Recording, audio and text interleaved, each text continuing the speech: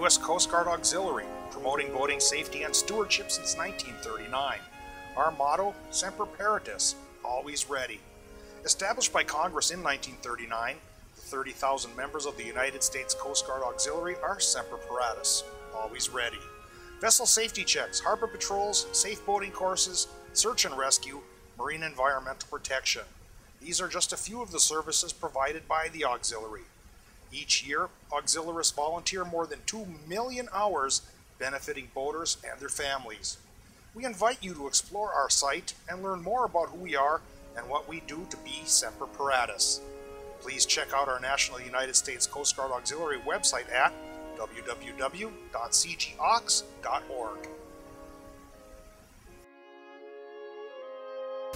Hello everyone, I'm Ben Harstead. I'll be your host for this edition of Boater Safety.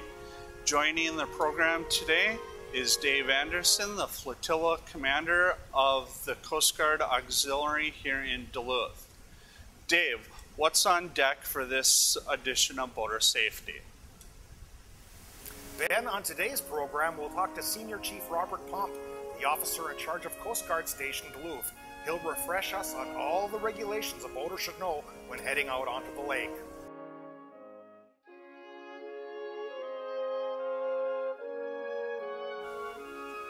Senior Chief Pump, thank you very much for taking the time to talk to us today. There are a lot of regulations that concern boaters here in our region. Maybe too many to talk about in just a half-hour show, but can you stress some of the most important ones that you and your team look for when you're patrolling our waters? Well, Mr. Anderson, I'd be happy to. First, thanks for inviting me to the show. I really appreciate the opportunity to talk to the boaters on Lake Superior and inland waters to make sure we're as safe as possible as we come into the boating season. Back to your question, probably the most important piece of safety gear that you can have on board is going to be your life jacket. You know, the Coast Guard likes to say it doesn't work if you don't wear it. Regulations require that there has to be one on board for every person that's on your vessel, and we'll certainly be checking for that.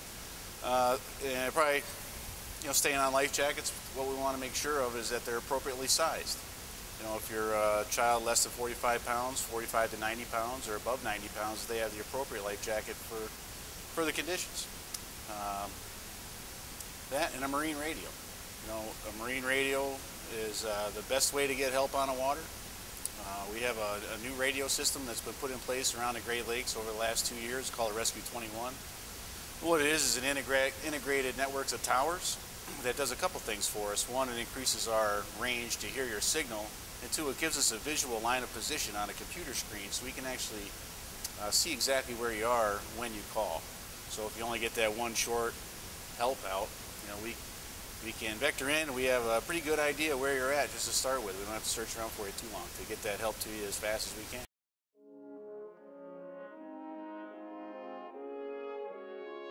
As far as life jackets go, Senior Chief, there are many different types out there. Official categories, you say there are 5 different types? There are, Dave. Starting the most important, type 1. And if you're not sure how to figure that out, if you look at any life jacket that's commercially purchased, there's going to be an inspection tag on the inside from Underwriters Laboratories, and it'll tell you what classification life jacket is. And it breaks down pretty simply like this. A type 1 life jacket is designed to keep an unconscious person's head out of the water face up. A type 2 is not designed to, but may keep an unconscious person's head out of the water face up. A type 3 will not keep an unconscious person's head out of the water and face up. A type 4 is a throwable seat cushion, life ring, buoyant buoy. And a type 5 is a special purpose. And we see a lot of those. Those are your CO2 charged inflatables, Mustang suits, work vest type, some of the unique water sports type PFDs. Anything that's a special purpose life jacket would be considered a type 5. Now, staying with the type 5s, there's a couple things that we should know about those. For the inflatable ones, they're all auto inflators now, so they have to be looked at. They have to be what we call PMS, or preventative maintenance, done on these on a regular basis. And there's a little color-coded indicator. If you're looking at the CO2 cartridge, it'll be red or green. Green is good, red is bad. Red means you need to change that. If it accepts so much water over time, there's a little capsule in there that will dissolve, which is how the gizmo works. Now, if it's It's only rated for that rating as a Type 5, and it'll have a subcategory of a Type 1 or a Type 2 or a Type 3 after inflation. So prior to inflation, it's not anything but a garment. So once it's inflated, that's when it becomes a life jacket. But when we inspect them, we'll inspect the overall condition. Like I said, we'll check that indicator to see if that is serviceable and in working condition. And if it is, then it'll take the place of life jacket as required by law. Tell me a little bit about throwables. Who needs one? Every vessel over 16 feet needs a throwable life ring or a throwable buoyant apparatus of Type 4 characteristics. So what does that mean? It can be a life ring. It can be a seat cushion type. And there's probably a dozen different types that actually meet the Class 4 classification. And if you had any questions if it does or not, when you go to your local marine supplier, if you had a question, there should be a data tag on it, or you can probably ask a clerk at the counter and probably help you out with it. Of the 5 types of life jackets, which do you feel is the most appropriate for an inland boat or out for an afternoon or evening of fishing? That's a good question. I think if each individual boater is going to have to answer that question on their own. How comfortable on the water? Are they a strong swimmer? What's the temperature of the water? What is the predicted weather? How close is it to sunset? You know, a lot of factors go into that. Obviously, I'm going to say a Type 1 is the most appropriate life jacket because it can keep your head out of the water if you become unconscious. Whether that's from impact in the water, boating collision, merely falling overboard and getting hypothermic in the tropical Lake Superior waters in the middle of July. You know, so obviously we want to keep the induction system clean. We want to keep that above the water as clear as we can. But it's cumbersome. It's uncomfortable. We all know that. That's why these inflatables, and you know, I'm not pitching them by any means. I don't represent any individual company, but they're comfortable to wear. You can wear them all day. And if they do get activated, they do serve as a Type 1. So they're a fantastic piece of gear.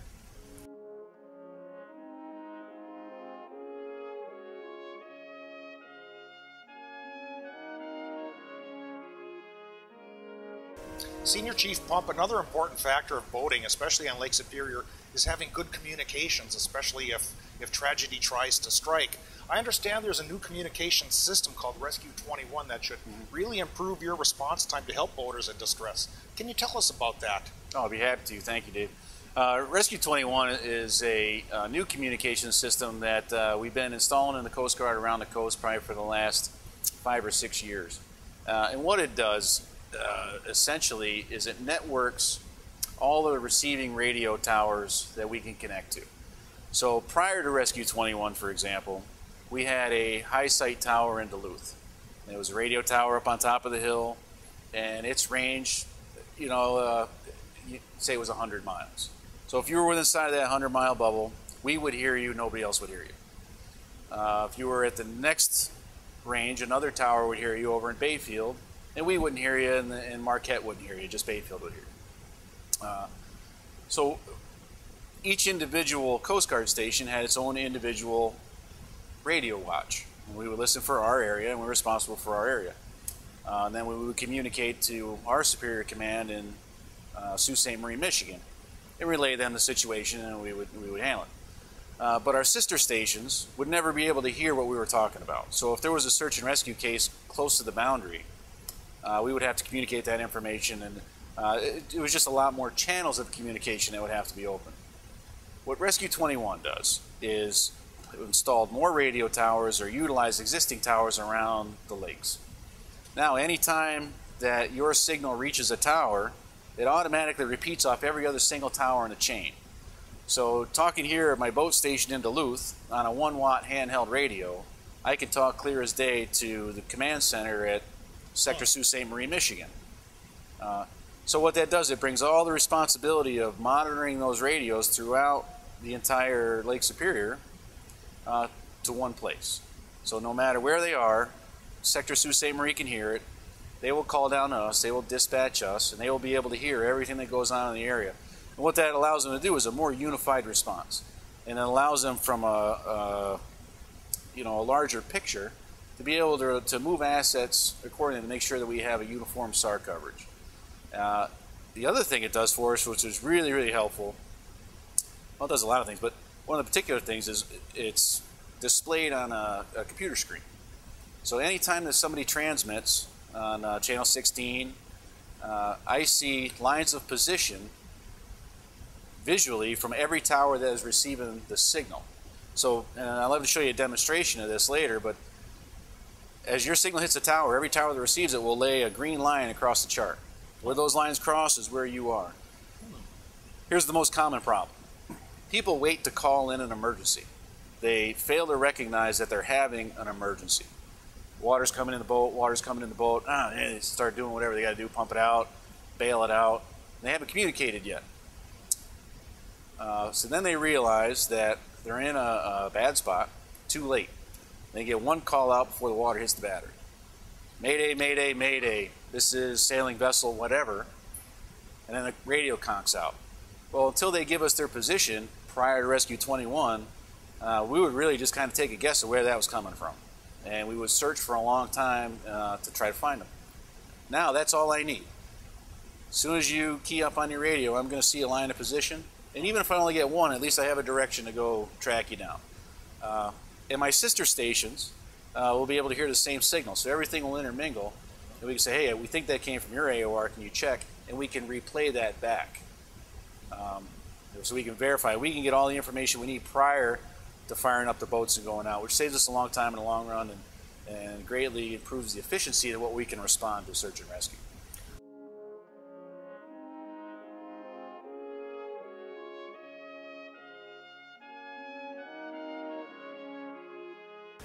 Senior Chief, how long have you been in the Coast Guard? I've been in the Coast Guard 21 years. In those 21 years, I'm assuming you've boarded quite a few vessels. Yes, sir. What are some of the strange things you've seen as far as alleged life jackets and throwables? Have you seen ancient old K-Pox beat to hell? And, Jeff will edit all that out. Senior Chief Wisson showed us something that he pulled off a boat that was just hanging by threads, and it looked to be about 60 years old. Have you seen things like that in your inspections? Oh, yes, sir, I have. And I'll tell you, you'd be surprised. I've seen, probably the strangest thing I've seen as far as life jackets go is a balsa wood life jacket that probably stems from the early 30s, 40s, pre-World War II. And it was in serviceable condition. If the covering is good, the wood has not absorbed any water, that's a good life jacket. And the gentleman that showed it to me was very proud of it. And I picked it up, and it was literally bricks of wood inside the canvas covering. And I was like, this thing's perfect. Something like you'd see a World War II sailor wearing when their ship went down. Exactly. Interesting, but it's still serviceable. That's still serviceable. Fascinating. So as long as it's still serviceable, it's still good. But the most common problem that we see with life jackets is that people don't maintain them. They buy them, and we realize that people generally don't wear their life jackets, unless they're water skiing or something along those routes. So they either go into a storage compartment on the boat, or they go in the garage, they get stuff in a bag at the end of the season, and they're just not cared for. The sun will deteriorate the canvas covering, it will deteriorate the thread that holds us together, or they'll get a small tear in it and it'll absorb water, and then they won't be serviceable. And a good test of your life jacket before you get underway is grab a hold of the straps or grab a hold of the cover and give it a pretty decent tug. And if it fails, it fails. Because that's what we're going to do when we grab it. I'm going to grab the straps and I'm going to give it a moderate tug. No different than if I was going to put it on in a hurry, that type of force. And a lot of times those straps will pop right off in your hand. And if that's the case, then obviously it's not serviceable and time to get a replacement. The other thing that we see is that people will stow their life jackets in a bag. The same bag that they bought them in at the marine store. And they'll take that bag, and that bag will find its place somewhere pigeonholed in the boat. When you're getting underway, the fishing gear is most important. The food cooler is the next most important. The swim gear and towels and sunblock is the next, and the life jackets kind of find their way in. And so usually in the bottom of the boat, they'll be filled with water, rainwater, whatnot. And you board them, say, "Can I show you your life jacket?" Sure. They'll pull out this bag, and you barely get the zipper open, and it's just a moldy, wet mess. So the point of the story, it's gear that will keep you alive in the event of an emergency. A plan for an emergency every time you leave the pier, and just look at your safety equipment. Look at it at the beginning of the season, look at it before you get underway, look at it after you've had a bunch of guests on your boat to make sure nobody's misplaced anything. And we're very particular, we do an underway boat check every morning. We check our gear every day. We service our gear after every trip, so we're not expecting that level of compliance. But you know, some good common sense. Take a look at your gear every now and then. If it gets wet, dry it, take it home, hang it up, and it'll serve you for years and years and years. Grab a pen and some paper, as we may have some information you may want to write down. Each year, as part of our mission in the Duluth Coast Guard Auxiliary, we offer numerous outreach programs to better inform the Northland community on who we are and what we do.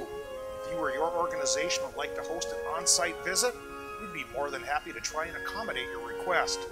I'm Coast Guard Auxiliary Flotilla Commander Dave Anderson of the Duluth Superior Flotilla, inviting you to become an active member of our flotilla on behalf of all the men and women in our Coast Guard Auxiliary community. Please contact us at this email address for a quick response. Well, that's it for this week's show. I hope this week has made you a safe boater, and I'd like to say thank you to co-host Dave Anderson and to our special guest, Senior Chief Robert Pump. Thank you for joining us. Please remember, life jackets float, you don't. So please, just wear it.